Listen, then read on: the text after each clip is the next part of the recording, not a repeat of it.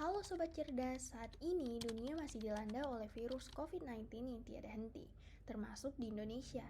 Status COVID-19 yang sudah masuk sejak Februari 2020 hingga kini mengalami naik dan turun.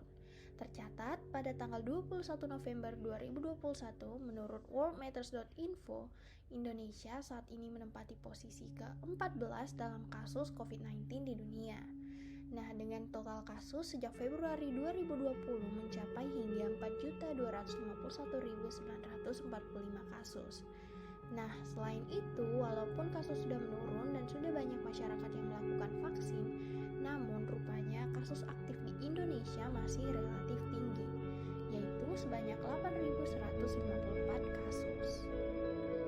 Keadaan ini pula turut berdampak pada seluruh aspek kehidupan masyarakat, termasuk pada bidang perekonomian masyarakat yang menurun dan mempengaruhi para pelaku UMKM, seperti yang dilansir pada berita CNBC Indonesia dan Kompas TV berikut. Berdasarkan data Kementerian Koperasi dan UKM, sebanyak 98% usaha pada level mikro atau sekitar 63 juta terkena dampak pandemi COVID-19. Jumlahnya tentu akan membesar seiring dengan lamanya pembatasan sosial berskala besar. Data dari Asosiasi UMKM Sumatera Utara, dari 2 juta pelaku usaha UMKM yang ada di Sumatera Utara, 70%-nya terpaksa gulung tikar. Himbauan di rumah saja, sepinya pembeli, dan kebijakan kota yang melakukan PSBB membuat beberapa UMKM tidak melakukan produksinya. Nah, bahkan menurut catatan Organization for Economic Cooperation and Development (OECD) menyatakan bahwa hampir separuh UMKM membangkrut. Padahal menurut data kata.com, UMKM Indonesia pada tahun 2018 berkontribusi sebesar 57,8% terhadap PDB negara. Ada begitu banyak tantangan dalam menjalankan bisnis di tengah kondisi COVID-19. Berikut ada beberapa pernyataan dari narasumber para pelaku UMKM mengenai perbandingan bisnis mereka sebelum dan sesudah pandemi dan juga tantangan mempertahankan bisnis mereka di tengah pandemi. Pandemi membuat masyarakat lebih sering berada di rumah. Hal ini tentunya memaksa para pengusaha untuk dapat memasarkan produknya secara online.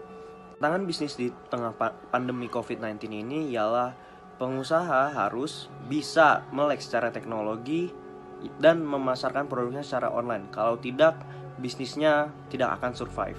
Perbedaan dari sebelum COVID dan sesudah COVID bagi pelaku usaha bisnis mungkin seperti adanya penurunan income gitu kan, dikarenakan adanya pandemi ini. Terus yang menjadi tantangannya itu yaitu bagaimana cara kita untuk meningkatkan income meskipun pada kondisi pandemi seperti ini. Masih banyak faktor lainnya yang membuat UMKM terpengaruhi.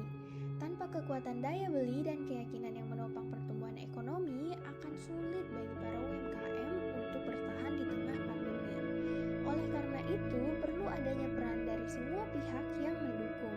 Selain pemerintahan, kini kita juga dapat mendukung para UMKM di tengah COVID-19 dengan Kerjasama antara pemerintah dan pelaku UMKM seharusnya dapat berlangsung dengan baik, seperti suntikan dana dan pelatihan-pelatihan pemasaran produk secara online.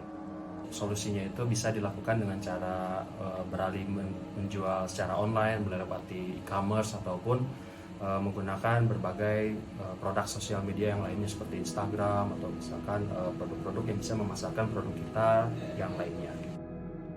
keadaan pandemi yang sangat mempengaruhi UMKM mengharuskan para pemilik usaha untuk tetap melakukan penjualan di berbagai situasi. Beberapa cara dalam mempertahankan usaha mereka adalah dengan mencoba pemasaran secara online, menggunakan e-commerce atau aplikasi delivery, bahkan sampai membuka program reseller. Mari kita bantu para pelaku UMKM Indonesia dengan membeli produk mereka dan mendukung program digital marketing.